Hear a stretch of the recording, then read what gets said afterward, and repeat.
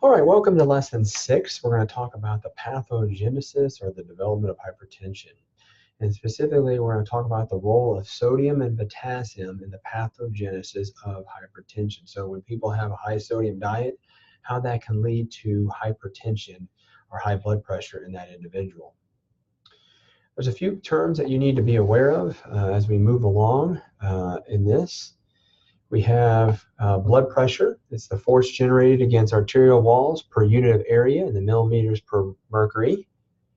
You have systolic pressure, which is the highest amount of pressure on the heart during contraction, usually average about 120 millimeters of mercury in healthy adults. Diastolic is the pressure on the heart during rest in between beats, and it's the lowest arterial pressure. And it averages between 70 and 80 millimeters of mercury in healthy adults.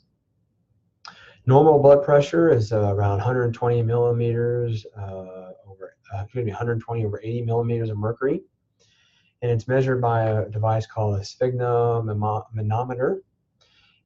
Say that 3 times fast. And we're just going to watch an overview about hypertension and why we're studying it, because it can affect millions and millions of individuals. All right, so this is a video that gives an overview of hypertension, and then we'll discuss more about it as we move forward.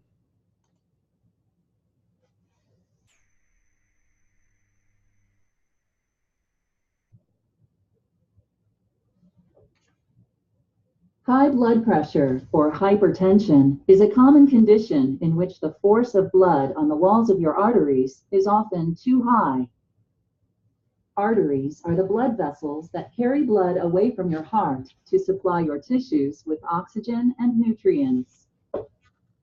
In your heart, 2 chambers, called ventricles, contract with each heartbeat to push blood to your lungs and through your arteries to your body. As blood flows through them, 3 main factors affect the pressure on your artery walls. The first is cardiac output, or the amount of blood your ventricles push out of your heart each minute. Your blood pressure goes up as cardiac output increases. The second factor affecting your blood pressure is blood volume, or the total amount of blood in your body. Blood pressure also goes up as blood volume increases. The third factor that affects your blood pressure is resistance, which is anything working against the blood flow through your arteries. Several factors contribute to resistance. One resistance factor is the flexibility of your artery wall. Healthy arteries expand with each heartbeat to help reduce blood pressure on the wall. Another resistance factor is the diameter of your arteries. Your body is able to increase the diameter of your arteries to lower your blood pressure, or reduce the diameter to raise your blood pressure. A third resistance factor is blood viscosity, or thickness. In your blood, more particles, such as proteins and fat, increase viscosity. If your blood is thicker, your blood pressure goes up as your heart works harder to push it through your arteries. Your blood pressure can be measured with a device called a sphygmomanometer, or blood pressure cuff. When your heart beats, the pressure of blood on the walls of your arteries is called systolic pressure. When your heart relaxes between beats, pressure on the artery wall is called diastolic pressure. While your blood pressure may change throughout the day, it should normally be less than 120 millimeters of mercury for systolic pressure and less than 80 millimeters of mercury for diastolic pressure. If your systolic pressure frequently stays above 140, or your diastolic pressure frequently stays above 90, you have high blood pressure. Over time, high blood pressure will damage the walls of your arteries. Your artery wall may become weak, and form an enlargement called an aneurysm, or the wall may burst and bleed into the surrounding tissue. Small tears in your artery wall may attract certain substances in your blood, such as cholesterol, fat, and calcium, to form a buildup called a plaque. Blood flow through your artery decreases as the plaque enlarges.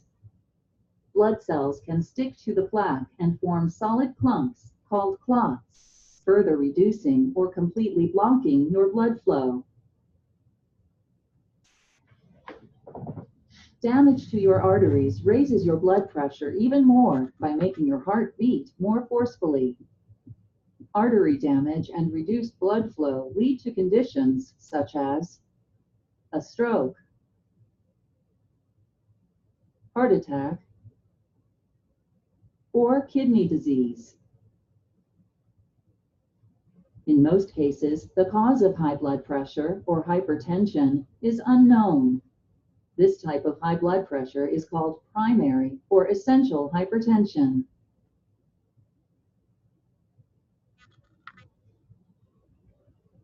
Treatment for essential hypertension includes lifestyle changes, such as eating a healthy diet.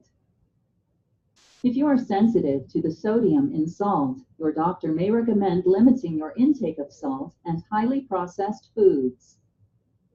Sodium may cause your body to retain water, which increases both your blood volume and your blood pressure. Other lifestyle changes that can reduce blood pressure include avoiding excessive alcohol intake, getting regular exercise, losing weight if you are overweight, and quitting smoking. Your doctor may also recommend medications that act on your kidneys, blood vessels, or heart to help reduce your blood pressure. Diuretics, commonly called water pills, cause your kidneys to move more salt and water from your blood into your urine, which reduces your blood volume and pressure. Beta blockers reduce the workload on your heart by decreasing both the rate of your heartbeat and the strength of your heart's contractions. Several types of drugs act directly or indirectly to reduce your blood pressure by relaxing your blood vessels, which increases their diameter. These drugs include ACE inhibitors, angiotensin II receptor blockers, calcium channel blockers, and direct-acting vasodilators. All right, so that was an overview of the what hypertension was, and now we're going to talk about how that develops and a little bit more statistics first. So here we have the blood pressure category. It's important to note that these are recent changes. Notice that normal now is less than 120/80. Elevated now is 120 in the 120s to less than 80. And now you're still considered hypertension if you're in the 130s over the 80s. Before that was considered borderline hypertension, but now that's considered hypertension. Before now you have stage 2 is considered 140 or higher and 90 or higher in the diastolic. So this used to be the category for hypertension, but now that's moved to stage number 2. And then hypertensive crisis is anything higher than 180 over 120. So just keep in mind that now hypertension is considered the 130s over the 80s to be hypertensive. Hypertension has continued, or it continues to increase as one ages, affecting nearly 3 out of every 4 individuals who are 75 or older. But you're going to be dealing with a lot of individuals who are hypertensive. The actual and recommended daily salt intake is quite different. Americans now consume about 3,400 milligrams of sodium per day. Men consume about more than women. Most adults, including those with high blood pressure, such as African Americans, the middle age, and the elderly, should consume no more than about 1,500 milligrams while others should consume less than 2,300 milligrams or less than about a teaspoon of sodium per day. So you can already see we're getting anywhere from 100% to 50% more than our allotted or recommended amount of sodium. And this can have drastic effects on our blood pressure. One thing is that blood pressure, as it rises, so does our cardiovascular risk. As blood pressure rises, as you see here, our mortality risk also rises. You can see now one reason why they've now lowered the risk factor for, or the level for hypertensive, is the fact that what used to be borderline in the 130s and over 80s, you can see here that's now considered hypertensive because it actually has twice the mortality risk than someone who is in the much lower. And you can see as blood pressure increases, so does the risk of mortality also increases. Here again is just showing the difference in different stages, hypertensive stage 1 versus elevated and normal. Again, generally speaking, within reason, the lower the blood pressure, the better in terms of reduction in risk. Because you can see individuals who are elevated but not yet hypertensive have a greater risk of cardiovascular event than someone who is a normal. Hypertension affects all sorts of organs. Can cause stroke, aneurysms in the brain, retinopathy in the eye, peripheral vascular disease, narrowing of the arteries, plaque buildup, hardening of the arteries, renal failure, left ventricular hypertrophy, coronary heart disease, congestive heart failure here in the heart. So it has significant effects throughout all our body. So making sure that we try to treat hypertension is very important. Here's just the relationship of hypertension to other comorbidities. You don't need to memorize these. This is just to indicate how here's the comorbidity and how the relationship to hypertension, how it has a significant correlation between hypertension and the various comorbidities, or a linkage between the two. Again, you don't need to memorize these. It's just to show you that hypertension is a serious condition. You're going to be seeing a lot of clients that are going to be having this. It's important for you to understand how it develops and how to treat it. Well, how do you measure blood pressure? It's through auscultation, the listening through a stethoscope. You hear these sounds called cough sounds using this special device, special cuff. And the idea behind this is that you have various sounds. The first cross cuff sound is heard at pressure that blood is first able to pass through the cuff. And the last sound is the diastolic, when you no longer hear anything.